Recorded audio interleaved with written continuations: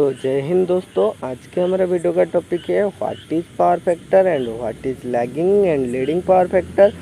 आइए उसके बारे में अच्छी से समझ लेते हैं। तो हमने पावर फैक्टर को समझने के लिए हमको तीन चीज़ बहुत आसानी से समझना होगा, यानी कि हमको तीन चीज़ का पता होना चाहिए। वो क्या क्या? पहली है हमारा वोल्टेज एंड दूसरी है हमारा करंट एंड नंबर 3 है हमारा रेजिस्टेंस। ओके, हमको ये तीन चीज़ अच्छी से पता होना चाहिए। तो चलिए हमने ये तीन के बारे में समझ लेते हैं। ओके, पहले हमारा आती है वोल्टेज। वोल्टेज क्या होती है? Voltage the speed of current. Okay, हमने इसको बोल सकते हैं the speed of current is called as voltage. Okay, is called as voltage. इसका अनदर नेम हमारा होती है पोटेंशियल डिफरेंस। ये आपने सुना ही होगा, पोटेंशियल डिफरेंस। ओके, ये पोटेंशियल डिफरेंस क्या है? फॉर एग्जांपल, यहाँ पर दोनों कंटेनर रखा हुआ है। ओके, यहाँ पर एक पाइप लगा हुआ है, उसके साथ यहाँ पर इतनी वाटर है और यहाँ पर इतनी वाटर है। ओके, ये जो वाटर है यहाँ पर बहुत ज़्यादा वाटर है। ये यहाँ पर नंबर 1 कंटेनर है, अगर ये नंबर 2 कंटेनर है। ये जो नंबर 1 कंटेनर को वाटर पहुँचेगा जब तक ये नंबर 2 कंटेनर से नंबर 1 कंटेनर को वाटर पहुँचेगा जब तक ये दोनों बैलेंस नहीं होंगे। ओके, अगर यहाँ पर 1 लीटर है और तो यहाँ पर भी 1 लीटर होना ज़रूरी है, तब तक ये नंबर 2 कंटेनर में जितने भी वाटर है वो इस पाइप के थ्रू में तब तक फ्लो होंगे जब तक ये दोनों आपस में सेम नहीं होंगे। ये होता है हमारा पोटेंशियल डिफरेंस। और वोल्टेज का अनदर डेफिनेशन हमने देखते हैं। वोल्टेज का अनदर डिफरेंस होता है हमारा the potential difference between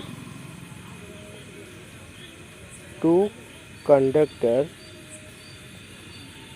inch of conductor is called as potential difference. Okay, it's called as potential difference. तो उसके बाद नंबर 2 में हमारा आती है करंट। करंट क्या होती है? करंट हमारा the flow of electron in a circuit is called as current. Okay, यानी कि अगर यहाँ पर हमारा एक लोड लगा हुआ है। ओके, यहाँ पर जो इलेक्ट्रॉन फ्लो हो रही है, अगर ये प्लस माइनस, हमेशा जो करंट है वो हमारा पॉजिटिव टू नेगेटिव फ्लो होती है। ओके, और यहाँ पर जो हमारा लोड है उसके अंदर में जितने भी इलेक्ट्रॉन है वो क्या होते हैं ना, करंट के अपोजिट दिशा में फ्लो होती है। अगर यहाँ इस दिशा में हमारा करंट फ्लो हो रहा है तो हमारा जितने भी इलेक्ट्रॉन यहाँ पर फ्लो हो रहे हैं इस दिशा में, अगर यहाँ पर जितने भी मॉलिक्यूल है, यहाँ पर जितने भी इलेक्ट्रॉन है वो इस दिशा में, उसकी अपोजिट दिशा में फ्लो होती है।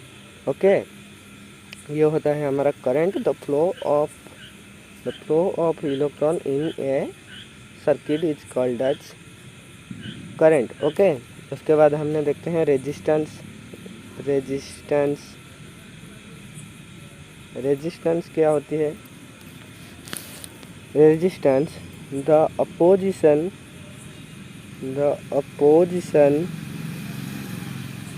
of flow of current is called as resistance। Okay, यानी कि रेजिस्टेंस हमारा करंट को अपोज करती है। अगर यहाँ पर हमारा करंट फ्लो हो रही है, यहाँ पर एक लोड लगा हुआ है, यहाँ पर हमारा एक अगर रेजिस्टेंस, ये होती है हमारा रेजिस्टेंस का सिंबल, इसको हमने R से डिनोट करते हैं। ओके, अगर यहाँ पर हमारा लोड लगा हुआ है, इसको ये क्या काम करते हैं, ये वोल्टेज को, ये इलेक्ट्रॉन जो हमारा करंट है उसको अपोज करती है। रेजिस्टेंस का सिंबल क्या है? रेजिस्टेंस का सिंबल इसी तरीके से होता है। ओके, तो हमने अभी हमारा टॉपिक पे आते हैं, what is power factor. Power factor क्या होता है? पावर फैक्टर क्या? Power factor the cosine angle between voltage and current is called as power factor. Okay, और इसको हमने PF भी लिखते हैं। ओके, तो क्या है, हमारा जो करंट है वो हमारा दो प्रकार की होता है। एक होता है हमारा AC और दूसरी होता है हमारा DC। ये आपको पता होगा AC क्या होता है और DC क्या होता है। चलिए थोड़ी सी नॉलेज आपको देते हैं। AC क्या होता है? AC हमारा अल्टरनेटिंग करंट होता है, DC हमारा डायरेक्ट करंट होता है। AC हमारा क्या ना, AC का सिंबल इसी तरीके से होता है और DC का सिंबल हमारा इसी तरीके से होता है। इसका मतलब क्या है, हमारा जो करंट है वो अगर मैक्सिमम 30 है और यहाँ पर भी मैक्सिमम 30 होगा माइनस पर, तो यहाँ पर 1 2 3 होके 30 पर पहुँच गया पीक पे, तो ये भी फिर से कम होगा 29 होके 5 4 3 2 होके यहाँ पर 0 तक पहुँच जाएगा। फिर माइनस में बढ़ेगा, -1 -2 होके 30 पर पहुँच जाएगा, -30 पर, उसके बाद -29 होकर फिर से 0 हो जाएगा। लेकिन यहाँ पर जो DC है, DC पर यह नहीं होता है। ओके, DC पर यह कुछ भी नहीं होता है। अगर यहाँ पर हमने 30 वोल्टेज का सप्लाई देती हूँ यहाँ पर, तो ये 30 वोल्टेज ही जाएगा। ओके, तो हमारा ये होता है हमारा अगर वोल्टेज की डायग्राम। ओके, ये हमारा वोल्टेज की डायग्राम है और यहाँ पर हमारा करंट का डायग्राम है। ओके, तो हमारा ये जो पावर फैक्टर है वो क्या करता है कि पावर फैक्टर के समझने के लिए हमको 3 चीज़ और याद करनी है। क्या है, हमारा लोड कितने प्रकार के होते हैं? लोड हमारा 3 प्रकार के होते हैं। क्या क्या? फर्स्ट है हमारा रेजिस्टिव लोड एंड दूसरा होता है हमारा इंडक्टिव लोड एंड तीसरा हमारा होते हैं कैपेसिटेंस लोड। ओके, तो फर्स्ट हमारा जो रेजिस्टिव लोड है वो क्या है?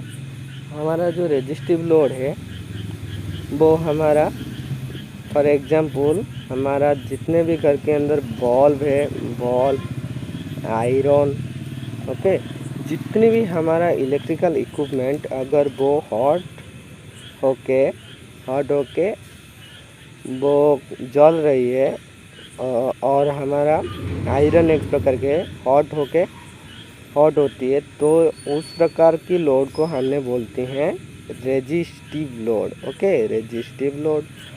और यह दूसरी हमारा आती है इंडक्टिव लोड। इंडक्टिव लोड क्या होती है? इंडक्टिव लोड फॉर एग्जांपल हमारा जितने भी motor, okay, motor, generator. Okay, हमने कैसे जानेंगे ये कि इंडक्टिव लोड है? मोटर क्यों हमारा इंडक्टिव लोड है? अगर जितने भी इलेक्ट्रिकल इक्विपमेंट है, अगर वहाँ पर जितने भी कॉयल आपको दिख रही है, अगर जितने भी कॉयल है, अगर कोई भी इक्विपमेंट के अंदर कॉयल है, उसको हमने क्या बोलेंगे? हमने उसको इंडक्टिव लोड बोलेंगे। हमारा पावर फैक्टर खराब होते हैं इस इंडक्टिव लोड के बजाय, क्योंकि हमारा जो मोटर है वो क्या करती है? हमारा वोल्टेज को, हमारा जो करंट है वो एक कांस्टेंट करंट लेती है। अगर यहाँ पर 5 एम्पियर से करंट फ्लो हो रहा है, तो ये अगर मोटर है तो ये 5 एम्पियर तक लेगा। हमारा जो एसी है, यहाँ पर ये करंट का डायग्राम है, ये हमारा क्या होता है ना, 5 4 3। ओके, ये अगर मैक्सिमम 5 है, ये 5 तक लेती है। ये 5 4 3 ये डिक्रीज होता है, इंक्रीज होता है। तो हमारा जो इंडक्टिव लोड है वो क्या करते हैं? हमारा इंडक्टिव लोड वो एक कांस्टेंट करंट को लेता है। अगर कांस्टेंट करंट को लेता है तो वोल्टेज ये है कि अगर वोल्टेज की सोचते हैं, वोल्टेज हमारा बढ़ेगा घटेगा, तो हमारा वोल्टेज आगे हो जाएगा, वोल्टेज हमारा लीड कर जाएगा, और हमारा जो करंट है वो घट जाएगा। ओके, सॉरी, वो जो करंट है वो हमारा लैगिंग हो जाएगा। तो क्या होगा? ये हमारा डायग्राम है, ये हमारा वोल्टेज की है, ये अगर हमारा करंट की है। ओके, ये है वोल्टेज की, ये है करंट की। जितने भी हमारे रेजिस्टिव लोड होते हैं वो हमारे पावर फैक्टर को ख़राब नहीं करते हैं। ओके, क्योंकि वहाँ पर हमारा इंडक्टिव लोड नहीं है। यहाँ पर क्या होती है? यहाँ पर एक साथ आती है और एक साथ जीरो होती है, फिर से एक साथ जीरो होती है, बढ़कर जीरो होती है। तो यहाँ पर हमारा जो पावर फैक्टर है वो हमारा 1 होते हैं। ओके, पावर फैक्टर 1 होते हैं, इसका मतलब ये है कि यूनिट पावर फैक्टर है। ओके, हमारा जो इंडक्टिव पावर फैक्टर है, इंडक्टिव लोड है, वो क्या करता है ना, करंट को सेम करते हैं, सेम एक कांस्टेंट करंट को लेती है। तो हमारा क्या हो जाएगा? हमारा ये अगर ये हमारा वोल्टेज की है, वोल्टेज की डायग्राम है, ये हमारा करंट की, ये हमारा वोल्टेज की है, ये हमारा करंट की है। इसमें क्या होते हैं? इसमें हमारा जो वोल्टेज है वो लीड कर जाते हैं, यानी कि आगे चल जाती है, हमारा जो करंट है वो पीछे रह जाती है। ओके, तो ये है हमारा इंडक्टिव लोड का डायग्राम है। ओके, यहाँ पर देखिए, ये जो वोल्टेज है, वोल्टेज आगे चल गई है, ये जो करंट है वो पीछे चल गई है। ओके, ये होता है हमारा इंडक्टिव लोड। तो अगर हमारा करंट पीछे रह जाएगा, वोल्टेज आगे बढ़ जाएगा, तो यहाँ पर जितने भी एंगल क्रिएट होगा, ओके, यहाँ पर जितने भी एंगल क्रिएट होगा, तो इसको जो हमारा पावर फैक्टर है उसको हमने cos फाई से डिनोट करते हैं। ओके, हमने cos फाई से डिनोट करते हैं। अगर हमारा पावर फैक्टर घट जाएगा तो ख़राब हो जाएगा, तो हमारा क्या होगा ना, करंट जो है, करंट हमारा पीछे रह जाएगा, वोल्टेज आगे रह जाएगा, तो हमारा इक्विपमेंट है वो हमारा ख़राब हो जाएगा। इसलिए हमने यहाँ पर इसको वोल्टेज और करंट को एक साथ, जैसे कि यहाँ पर एक साथ लेने के लिए हमने क्या करते हैं, एक कैपेसिटर यूज़ करते हैं। ओके, हमने एक कैपेसिटर यूज़ करते हैं। इसके माध्यम से हमारा जो करंट है, हमारा जो यहाँ जो करंट है वो हमारा हमारा जो आगे नहीं है, वोल्टेज आगे है, इसको हमने आगे हो जाएगा हमारा। ओके, तो ये होता है हमारा कैपेसिटिव लोड। कैपेसिटिव लोड में हमारा जो करंट है वो हमारा आगे हो जाएगा। जो हमारा करंट है कैपेसिटिव लोड में, वो हमारा ये करंट है वो हमारा आगे हो जाएगा और वोल्टेज जो है पीछे रह जाएगा। ओके, तो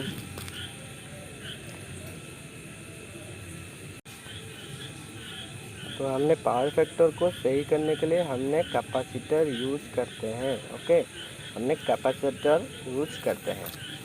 तो हमने आपने देखा होगा जब इलेक्ट्रिकल लोगों ने आपके घरों में बिल काउंट करने के लिए आते हैं और पैसा लेने के लिए आते हैं। आपके घर में अगर बहुत सारे इंडक्टिव लोड है, अगर बहुत सारे कॉइल इक्विपमेंट है, वो उसको ऊपर चार्ज करते हैं, क्योंकि ये जो इंडक्टिव लोड है ये हमारा पावर फैक्टर को ख़राब करते हैं। इसलिए हमने ये जो इलेक्ट्रिकल लोगों ने आपके घरों में एक्स्ट्रा चार्ज करते हैं।